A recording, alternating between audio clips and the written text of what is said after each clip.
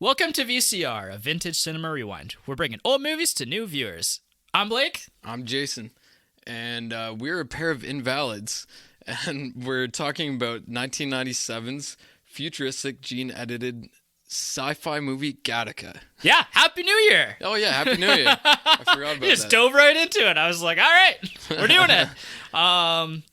Yeah, for our first episode of the year, you and I usually like to peer into the crystal ball, look at what the future might hold for humanity. Yes. In the last couple of years, it's been dystopian nightmare land. Yeah, so we're gonna continue that theme a little bit here. Yeah, of course. Why wouldn't we? Yeah. With one of the most acclaimed sci-fi movies of all time, Gattaca.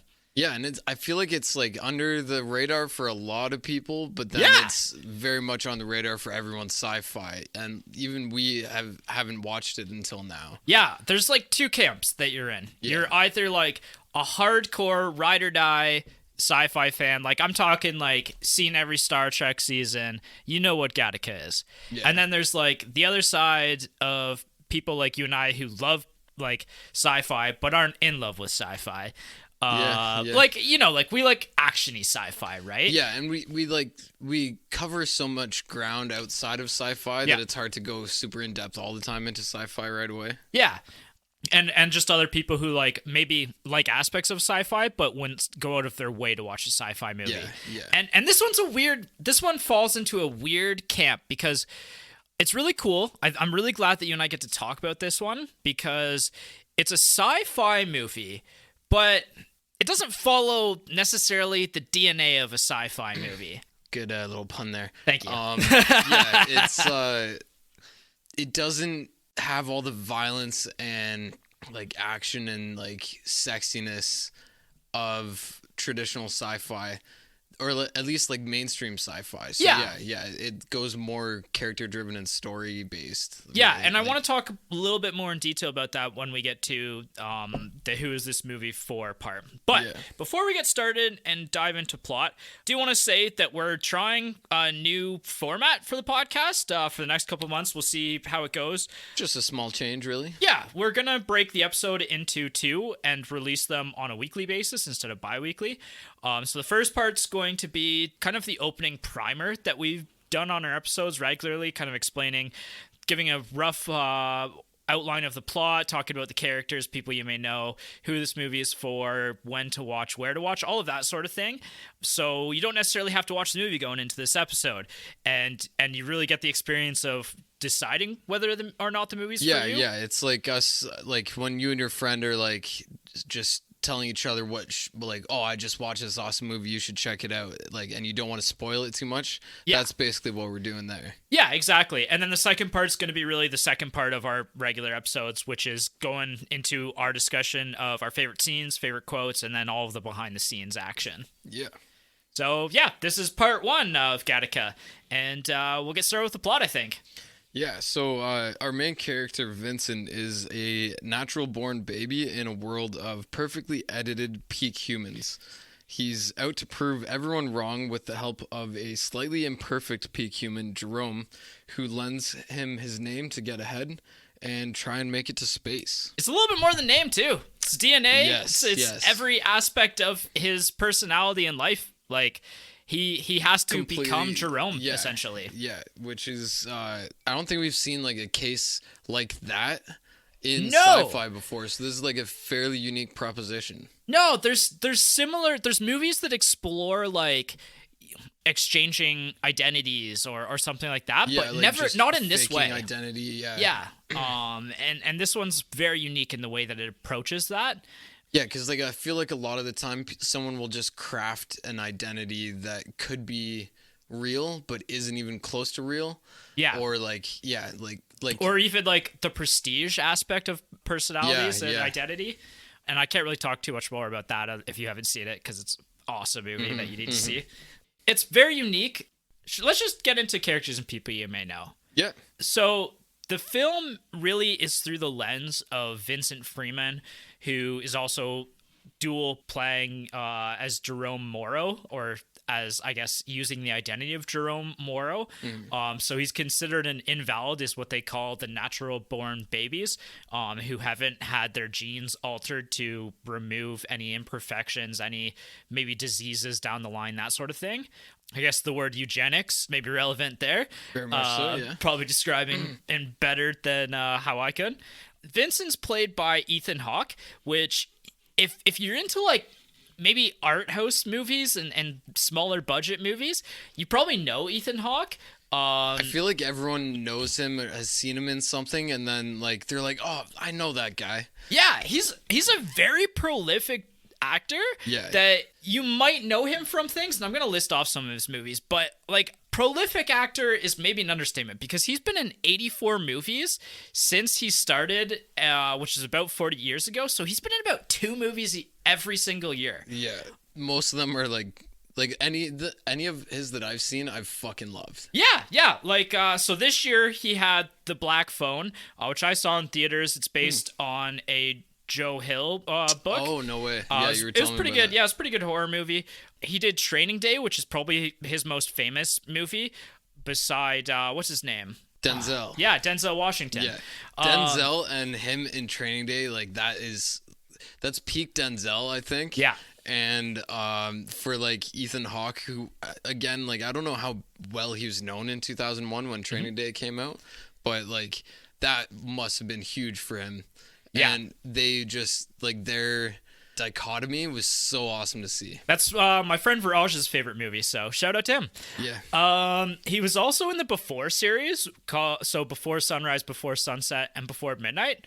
I don't know much about those ones. I haven't seen those ones. Other recent stuff, he was in the TV show Moon Knight this year on Disney Plus, which again, haven't seen that. I'm not a huge Marvel fan, so he plays like an evil guy and he like puts glass in his shoes, like broken glass, and walks around. Yeah, he did pretty like badass in that. He was the father in the movie Boyhood, which I think won an Oscar potentially, and the movie Predestination. Have you seen that one? I don't think so. Oh, it's on Netflix. It's very similar in vibe to this one. So I would say if you really like Predestination and really liked him in Predestination, then I would check this one out as well. I think you're gonna have a lot of fun with this one. Yeah, I kind of remember him in Lord of War, but I'm not 100% sure. Yes, that was another big one. Same director, I think, as well. Oh. Yeah, I think I've got that written down as same director. And Nick Cage is in that one, starring in that one. Yeah. The other movie that I was going to shout out before we move on from Ethan Hawke is Before the Devil Knows You're Dead, which is Sidney Lumet's last movie he co-starred no way. in. Yeah. Wait. Oh, no. Yeah. That's him and Philip Seymour Hoffman. It's supposed to be a good one. Yeah, I haven't seen it yet. That would be awesome. Should I go into his like character name meeting and like do? Let's do that later. We'll do them all together. Yeah, right. Let's do that when we get into the spoiler talk. So the next character that I want to mention is the actual Jerome Morrow. He was considered a valid, so he was born with the gene editing, and he was a swim star prior to getting into an accident and becoming paralyzed. Did you know that ahead of time, or only find it out later yourself? Because I didn't know that until the end of the movie. Which part? The swim star stuff? Yeah, the fact that he was a swimmer. Yeah, they brought it up. I just saw the medal, but you didn't actually see what was on the medal until the end, I think. So no, he talks about it. They talk about it and how he was a swim star and how like he. Yeah, I didn't know I can't talk swimming. too much about the plot. But anyways, we'll continue. Yeah, played by Jude Law, who Yeah. I had no idea was in this movie until the credits started rolling, and I was like, no way. Yeah, and like again, like this is what 20-something years ago. Yeah, he was 25 at the time. Yeah. I looked it up. Yeah, so that's pretty early. Not super early for him, but like he looks real young in it. Yeah, like compared to what you think of Jude Law as.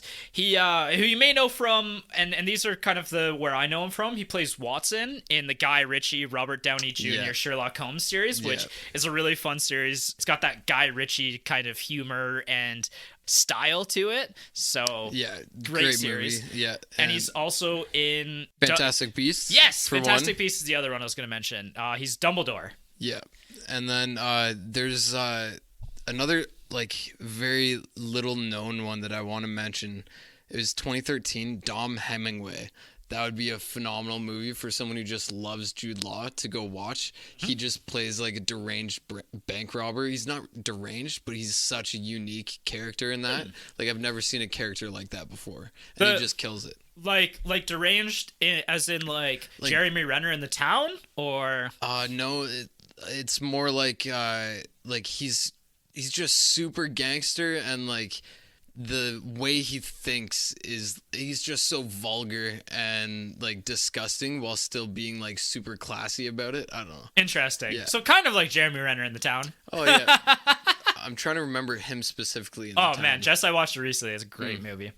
And what I will say about him and Ethan Hawke and their characters is there's a lot going on in this movie, and there's a lot that you can come to appreciate. And one of those things that you might really appreciate about this film is the relationship between their characters. Yeah. Like, honestly, if you come into this movie, like I said, there's a lot to hone in on, and you could probably, like, there's different aspects that you could say would be, like, the primary aspect of the movie and what's trying to portray. And for me, like, their relationship is maybe one of the more important aspects of the film. Yeah. The other character to mention is Irene, who is the co-worker of Vincent Freeman playing Jerome Morrow, and also becomes kind of the love interest for Jerome. And they kind of share an interesting connection as well. And played by the always great Uma Thurman, who you definitely know from Pulp Fiction and Kill Bill. Very, very important movies, and some of my favorites of all time, as well as in Nymphomaniac, one of your favorite movies. Yeah. Which we've talked about on the podcast before, and you've talked about. I didn't know she was in Nymphomaniac, so it's kind of neat. Yeah, and she was pretty crazy in that. Nice. That whole movie is crazy. I don't know. I don't even want to call it one of my favorites because it's not, but it is. Yeah. Nice. There's a bunch of other actors that appear in this movie as well, that they just have like smaller appearances, but they're people that you see them on screen, you're like, I know you. Yeah. Which is kind of fun. Like, for example, Dean Norris shows up, Hank Schrader from Breaking Bad. Oh yeah. He plays one of the detectives. He's the one who catches the real Jerome Morrow in the wheelchair. Yeah. And yeah, that scene. Okay. Yeah, so I don't know. I just saw it and I was like, oh, there's Dean Norris. I didn't catch that. I also didn't catch Maya Rudolph. Yeah, I didn't catch Maya Rudolph either. Yeah, but she had a mask on. She was just a nurse. She appears really briefly at the beginning, but that's her first film role. So kind of cool. Yeah. Tony Shalhoub, who plays Monk, is probably his most known role. I noticed that right away and pointed that out to Annabelle, He's also in Galaxy Quest, which is a really, really fun sci-fi comedy. It's a great movie. Oh, yeah. Okay. I haven't seen it, but... I would highly recommend that one to big sci-fi fans. And then Xander Berkeley is actually one person I want to mention. He's a character actor. He plays the doctor who's always doing the testing on Jerome, and I was like, damn, I know that guy. And I realized it's because he's in like a million things, and the two more notable things that he's been in is in Terminator 2 as well as Heat. He was in Heat. Did he have like a ponytail in Heat or something? I don't remember who he played in Heat. I don't remember either. He even did a movie, and this is really funny, or he did a documentary called That Guy Who Was in That Thing, which is like a perfect like epitome of his role in movies. And it sounds like kind of an interesting documentary. I actually added it to my list to check out. Another one that I don't know who Gore Vidal is. He's a very famous political figure. I did a little bit of reading on him. Political? Yeah. He's like a bit of a philosopher, political person. Yeah, he's kind of important to the film as well, but I didn't have too much to talk about with him. The one person I did want to mention, and this is a shout out to Mike, who's not on the episode this week, but Greg Sestero makes an appearance in this. Does look like you know that name. Nope. He's one of the main characters from the movie The Room. Not Room, but The Room. Yeah. Which, if you haven't heard of that movie, you might have heard of The Disaster Artist, the book and the film that came out about the best, worst movie ever made. So he was in the original. Yeah, he's in in Gattaca. He's he's in that scene where they've got all of these invalids kind of together and they're coming through DNA of everybody. So you kind of blink and you miss him kind of thing, but it's just cool that he's there. And then in terms of director, so this is Andrew Nichols, his most important film, I would say. I think it's his first directorial debut. And previously to this film, he actually wrote The Truman Show, which put him on the map. Yeah, he wrote it and he was trying to get it like produced, and he couldn't get the right people involved or something like that until like Jim Carrey came on and he got someone else to produce it. So he wrote direct it. Yeah. And then you mentioned The Lord of War, which is again Ethan Hawke and then Nicolas Cage together.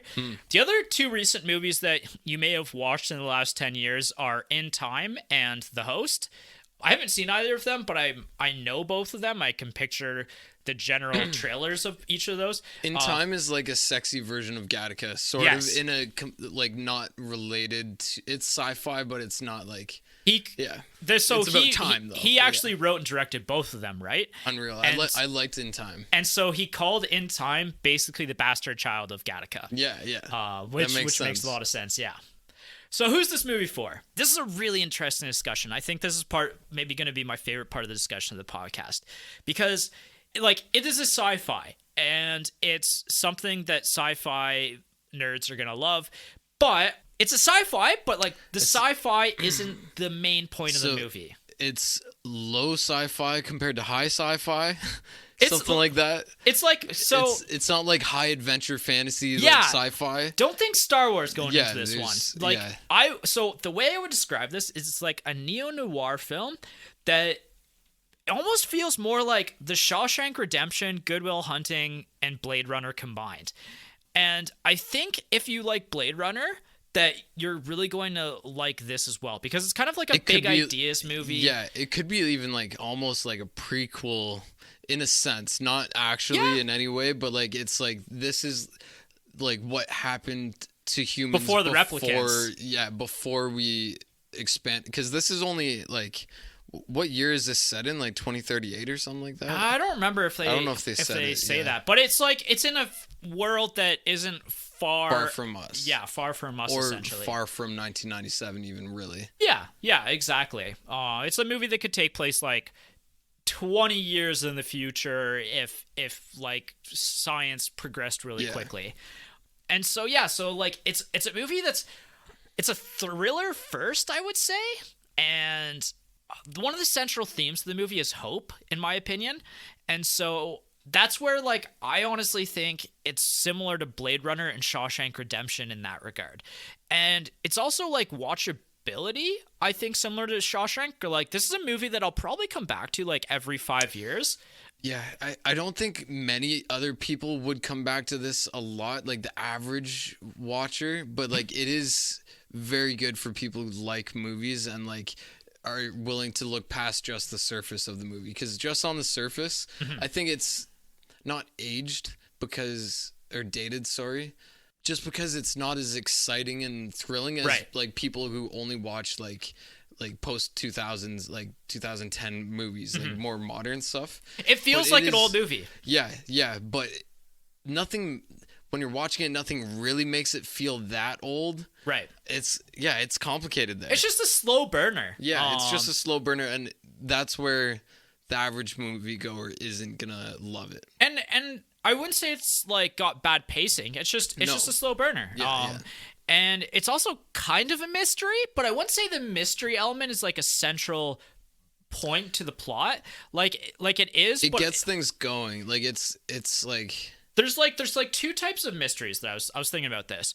And there's the mystery where it's like at the end you can think about it and go, okay, like looking back, they were actually giving me all the clues here, and some of these were like fake clues to fake you out, like red herrings. Yeah. And so you got when it all snaps together, you're like, oh damn, that was really cool how they did that. And I wouldn't say that's really important to this one. It's just more like it's there to get the plot going. Yeah, and it's like part of what he has to fight against. Yeah, is like the current mystery that isn't that important. What really is important is the overall thing that he's trying to get past. It's like the human nature side. Yeah. So like it's like there's man versus man, which is the mystery, and then there's man versus nature, which is the whole theme. Right. Yeah.